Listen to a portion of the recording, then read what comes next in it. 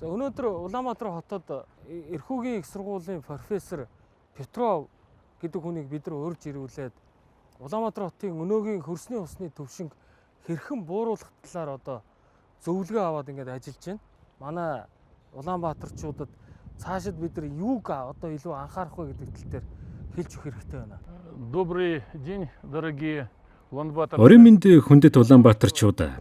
Би 1974-өөс эхлэн Монголын барилгын салбарын оюутнуудыг сургаж, мөн барилга байгууламжийг ус нэвтрхээс хамгаалах чиглэлээр 10 гаруй жил ажиллаж байна. Улаанбаатар хот өргөжин тэлснээр сүүлийн 50 жилд голын голдролыг шахаж эхэлсэн. Үүнээс үүдэн Улаанбаатар хотын усны төвшин эрс нэмэгдэж байгаа нь сүүлийн 10 гаруй жилийн Улаанбаатар хотын удирдлагуудын алдаа гэж харж байна. Гадна дотны олон мэргэжлүүд, дээр нь одоо Голландын мэргэжлүүд бас бидэрт ирж зөвлөж байгаа. Японы мэргэжлүүд зөвлөж байна. Хятадын мэргэжлүүд ирж зөвлөж байна. Тэгээд мань үний бас нэг толгой сэгсрээд байгаа юм нь танах социализмын үеийн хот байгуулалтынхаа төлөвлөгөө бүгдийг зөрчсөн байна. Өөрөөр хэлбэл хотын ерөнхий төлөвлөгөөгөө зөрчиж, зах замраагүй барилгажилтууд хийгээд нөгөө ус цайлуулдаг шугам шуудуу худгуудыг бүгдийг хядаад энэ аимшигтай болгосон байна. Цаашид Улаанбаатар хотыг дахиж цоо шинээр энэ хөрсний ус зайлуулах, гадаргын ус зайлуулах шинэ ийм системийг бүрдүүлэхгүй л 5-10 жилийн дараа ялангуяа ийм подвал руу ус нэвчиж байгаа барилгууд бүгд хазааж нурж унаж хүний өмч хөрөнгө үнгүүднэ гэдэг ийм сэрэмжлүүлгийг өгч байна. Почему это произошло? Оросын холбооны улсын болон дэлхийн бүх улсууд голын усаа цэвэрлэдэг, ёроолын гүн болгодог, мөн эргийн бэхжилт хийсэн байдаг. Одоо бидний зогсож байгаа газарт голын урсгал нь өмнө нь 2-3 метрийн гүнд урсаж байсан байна.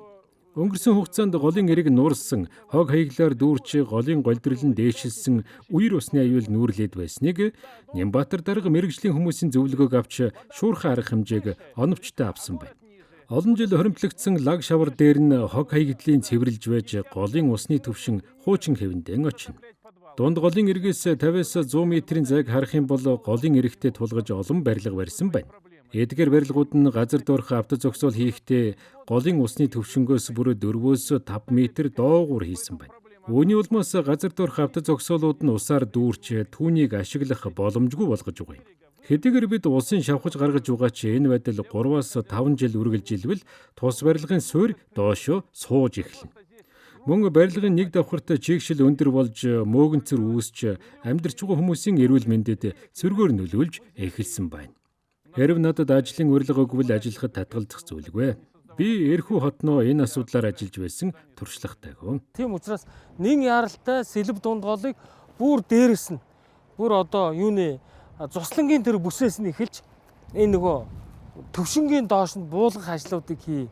Төвшингийн доош нь буулгаад энэ ийшээгээ бүр гарч байгаа хэсэг одоо цуултаа нийлж байгаа хэсэг хүртлээр цэвэрлэх хэрэгтэй.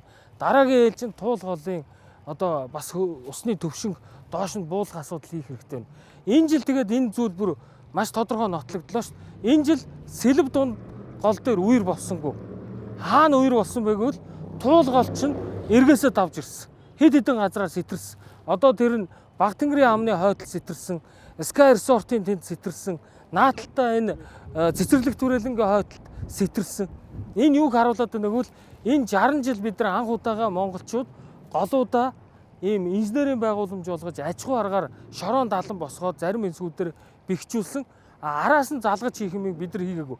Тэрний үгэл бүх гуу жалганаас орж ирж байгаа энэ зам харгуугаас орж ирж байгаа бүх усны хаялга энэ голууд руу хайдаг.